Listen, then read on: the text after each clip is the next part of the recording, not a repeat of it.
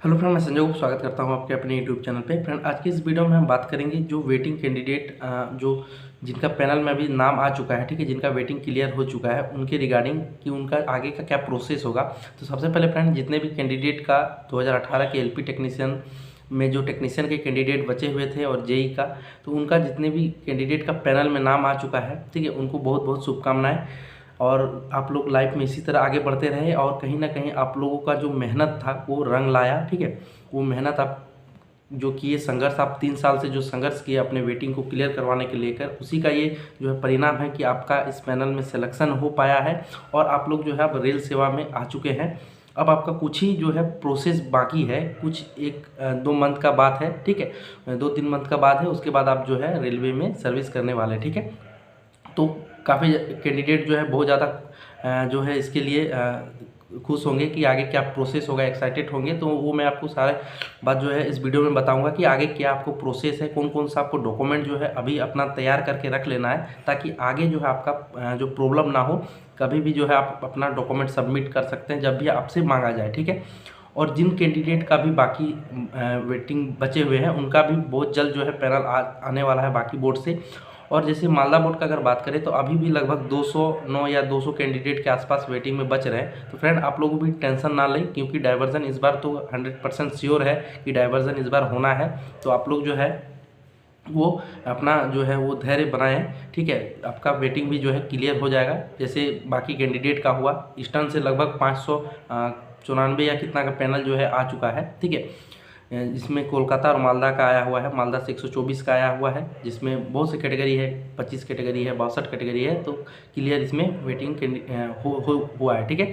तो फ्रेंड, इस वीडियो में जो आ रहा था, जब से पैनल आया तब से बहुत ज़्यादा कैंडिडेट का ये मन में डाउट हो रहा था कि कौन कौन सा डॉक्यूमेंट जो है हमको सबमिट करना है और वो डॉक्यूमेंट आगे का क्या प्रोसेस होगा, कब कौन सा डॉक्यूमेंट सबमिट करना है, कौन कौन सा डॉक्यूमेंट हमको अभी जो है वो बनवा लेना है। देखिए फ्रेंड, तो हम लोग का जब वेटिंग क्लियर हुआ था उस टाइम जिस तरह से प्रोसेस हुआ था वो मैं प्रोसेस आपको बताऊंगा। तो उसी तरह से सेम आपका जो है प्रोसेस होगा। हाँ, जोन अगर आपका अलग है तो वो थोड़ा सा डिफरेंस हो सकता है। जैसे मेरा ईस्टर्न जोन था, तो ईस्टर्न जोन के जो कैंडिडेट है वो तो सेम ही प्रोसेस होगा, ठीक है। बाकी जगह का थोड़ा बहुत डिफरेंस होता है, बहुत ज़्यादा डिफरेंस नहीं होता है, बट डॉक्यूमेंट जो है वो सब में सेम लगता है, ठीक है। तो फ्रेंड, पैनल जैसे ही आपका पैनल आता है उसके 1 मंथ के अराउंड में आपका जो है वो डॉक्यूमेंट वेरिफिकेशन होना है, ठीक है। डॉक्यूमेंट वेरिफिकेशन आपको कौन कौन सा डॉक्यूमेंट लगेगा, तो देखिए डॉक्यूमेंट में आपको 2019 में जिस प्रकार से आपका डॉक्यूमेंट लगा था, मैट्रिक का आपका रिजल्ट था, 10th का रिजल्ट था, ITI का रिजल्ट था, सेमेस्टर वाइज अगर है तो सेमेस्टर वाइज रिजल्ट था, ठीक है। ओबीसी आपको अपना, अगर कोई कैंडिडेट ओबीसी है तो ओबीसी सर्टिफिकेट होना था, SC ST के है तो SC ST का सर्टिफिकेट होना था, ठीक है। इस तरह का कुछ जो है सर्टिफिकेट आपको, आपके पास इस तरह का डॉक्यूमेंट जो है ये डॉक्यूमेंट होना चाहिए। 2019 में आपने दिया था, सेम डॉक्यूमेंट होना चाहिए। अगर वो लेटेस्ट उसका वैलिडिटी अगर ख़त्म हो चुका है तो वो डॉक्यूमेंट आप दोबारा जो है वो बनवा के रख लीजिए अभी, ठीक है। जैसे कि ओबीसी का 1 साल का होता है तो वो डॉक्यूमेंट आपको बनवा के रख लेना है। बहुत सारा ऐसे डॉक्यूमेंट है जो जिसका वैलिडिटी है, तो वो सब आप अपना बनवा के रख लीजिए, ठीक है। डॉक्यूमेंट वेरिफिकेशन होने के बाद लगभग 1 मंथ के अंदर में आपका डॉक्यूमेंट वेरिफिकेशन होना, जब भी आपका पैनल आया उसके 1 मंथ के अंदर आपको डॉक्यूमेंट वेरिफिकेशन जो है वो होगा, लगभग 1 से 1.5 मंथ के अंदर में। और डॉक्यूमेंट वेरिफिकेशन आपका होगा कहाँ, डिवीज़न में। तो डिवीज़न सबसे पहले आपका अभी डिवीज़न अलॉटमेंट किया जाएगा। आपका पैनल में नाम आया है तो लगभग अभी आपको 20 या 25 दिन के अंदर में आपको डिवीज़न अलॉटमेंट कर दिया जाएगा कि आपको कौन सा डिवीज़न जो है वो मिला है, ठीक है। क्यों? क्योंकि अभी आपको केवल ये पता है कि हमारा आरआरबी कोलकाता से क्लियर हुआ है वेटिंग, आरआरबी मालदा से क्लियर हुआ है वेटिंग, ठीक है, या कहीं और बोर्ड से क्लियर हुआ, बट आपको अभी डिवीज़न नहीं पता है, ठीक है। जब तक कि डिवीज़न आपको पता ना हो आगे का प्रोसेस उसमें नहीं होगा, ठीक है। तो सबसे पहले अभी आपका डिवीज़न अलॉटमेंट किया जाएगा। डिवीज़न अलॉटमेंट करने के बाद वो डिवीज़न का काम होगा कि आपको ईमेल के थ्रू आपको डॉक्यूमेंट वेरिफिकेशन के लिए वो बुलाएगा, ईमेल के थ्रू बुलाएगा या SMS के थ्रू बुलाएगा।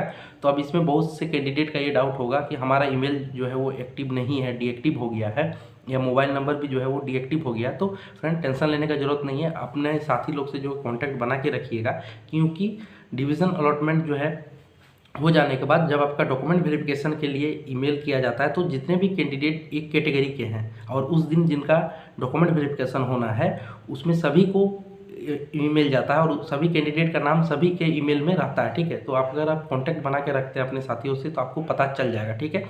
अगर नहीं तो आप जो है आपको जब डिवीज़न अलॉटमेंट हो जाएगा तब आप अपने डिवीज़न जाके जो है वहाँ पे अपना ईमेल आईडी जो है वो अपडेट कर सकते हैं कि सर मेरा जो ईमेल था पुराना वाला वो डीएक्टिव हो गया, तो ईमेल जो है वो एक्टिव, जो न्यू ईमेल है वो जो है उसमें लगा दीजिए। ठीक है, तो वो आपको हो जाएगा डिवीज़न पता चलने के बाद। इसके बाद इसके बाद आपका जो है डीबी हो जाएगा। डॉक्यूमेंट वेरिफिकेशन में सेम आपको 2019 में जिस प्रकार से आपका डीबी हुआ था उसी तरह से आपका डीबी भी होगा। डीबी हो जाने के लगभग 1 मंथ या 20-25 दिन जो भी हो टाइम, वो आपके डिवीज़न पे डिपेंड करता है। उसके बाद आपको मेडिकल होगा, और मेडिकल के लिए जो है आपको डेट हो सकता है डॉक्यूमेंट वेरिफिकेशन जिस टाइम हो उसी टाइम आपको बता दिया जाएगा, या बाद में आपको जो है वो ईमेल या एसएमएस के थ्रू आपको जो है मेडिकल का डेट भी आपको पता चल जाएगा। ठीक है, मेडिकल में अगर आप फिट हो जाते हैं, जो कैटेगरी आप जो है कैटेगरी में आप पैनल आपका नाम आया है उस कैटेगरी का जो मेडिकल स्टैंडर्ड है वो अगर आप क्वालिफाई कर लेते हैं, तब जाके आपको जो है ज्वाइनिंग के लिए प्रोसेस में आगे बुलाया जाएगा, जिसमें हो सकता है आपको कुछ डॉक्यूमेंट जो रेलवे के द्वारा भेजा जाता है, जब आपका डॉक्यूमेंट वेरिफिकेशन के बुलाया जाता है उसी टाइम कुछ फॉर्मेट आपको दिया जाता है, जैसे कैरेक्टर सर्टिफिकेट का फॉर्मेट दिया जाता है, अटेस्टेशन फॉर्म का फॉर्मेट दिया जाता है। ये सब आपको जो है बनवा के रख लेना है, और जब भी आपको मांगा जाए मेडिकल, आपका एग्जामिनेशन जब हो जाए, मेडिकल आपका हो जाएगा, उसके बाद आपको वो डॉक्यूमेंट सबमिट करने के लिए कहा जाएगा।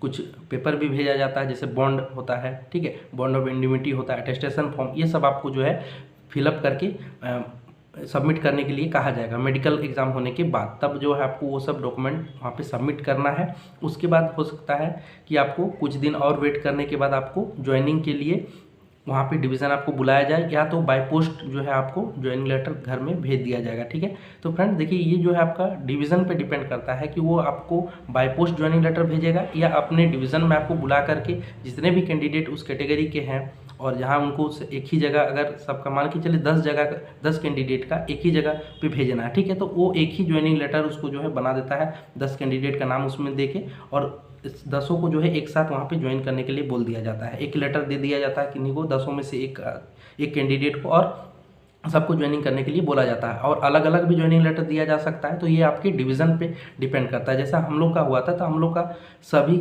जितने भी कैंडिडेट हम लोग थे सभी का जो है एक साथ ही जो है नाम दे दिया गया था एक ही पेज में, और सबको एक साथ ज्वाइनिंग करने के लिए कहा गया था, और एक ही कैंडिडेट को दिया गया था। जैसे हमको दिया गया था तो हम अपना सबमिट कर दिए थे। ठीक है, तो हम लोग में जितने कैंडिडेट था सबका एक साथ जो है ज्वाइनिंग हो गया। तो इस तरह से जो है प्रोसेस होता है, लेकिन वो जो है आपके डिवीज़न पे डिपेंड करता है कि वो किस तरह से करेगा।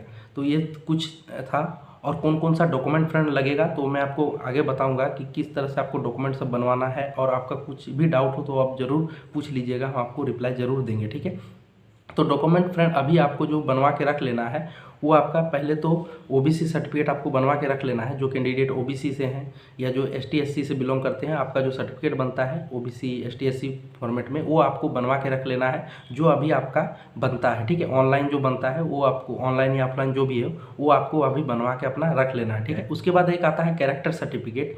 तो कैरेक्टर सर्टिफिकेट फ्रेंड सभी कैंडिडेट को बनवाना है, चाहे आप एसटी हो चाहे आप एससी हो, कोई भी कैटेगरी के कैंडिडेट हो, आपको कैरेक्टर सर्टिफिकेट अपना बनवाना है। जो आपके ज़िले के एसपी हैं, ठीक है, वहाँ से आपको कैरेक्टर अपना बनवा लेना है, पुलिस वेरिफिकेशन जिसको हम लोग कहते हैं। क्योंकि वो कैरेक्टर सर्टिफिकेट अगर आप नहीं बनवाते हैं, तब जो रेलवे के फॉर्मेट में जो कैरेक्टर सर्टिफिकेट भेजा जाता है फॉर्मेट में, तो वो आपको नहीं बना के देगा एसडीओ। ठीक है, वो जो कैरेक्टर भेजा जाता है रेलवे की तरफ से, उस पर जो है एसडीओ या एसडीएम का सिग्नेचर होना चाहिए। तो एसडीओ या एसडीएम तभी सिग्नेचर करेगा जब आपके पास एसपी ऑफिस से कैरेक्टर जो है सर्टिफिकेट वो अगर इशू होगा, तो ही वो एसडीएम रेलवे वाले फॉर्मेट पे सिग्नेचर करेगा। तो उसके लिए अभी जो है आपको अपना कैरेक्टर के लिए अप्लाई कर देना है, ताकि जो है आपको बाद में परेशानी ना हो और भागदौड़ से आप जो है बच सके। धीरे धीरे अपना अभी कैरेक्टर ओबीसी ये सब बनवा के रख लीजिए, और जैसे ही रेलवे का आपको पास ईमेल के या बाय पोस्ट जो आपको आएगा फॉर्मेट, उसमें आप जो है उसको बनवा लीजिएगा, तो आपको जो है काम आसान हो जाएगा। तो ये कुछ अपडेट था फ्रेंड, और कुछ ये प्रोसेस है आपको ज्वाइनिंग को लेकर, और कुछ अगर मुझे पता चलेगा मैं आपको ज़रूर बताऊंगा। तो चैनल पे नए हैं तो चैनल को सब्सक्राइब जरूर कर दीजिएगा, ताकि जो है आपको अपडेट मिलता रहे। और इसके संबंध में कोई भी क्वेरी है तो आप जो है पूछ सकते हैं कमेंट में। ठीक है, ईमेल एड्रेस पे भी पूछ सकते हैं, इंस्टाग्राम पे भी पूछ सकते हैं, डिस्क्रिप्शन में जो है सारा लिंक मैंने डाल रखा था। चलिए फ्रेंड, मिलते हैं नेक्स्ट वीडियो में नए अपडेट के साथ, तब तक के लिए जय हिंद।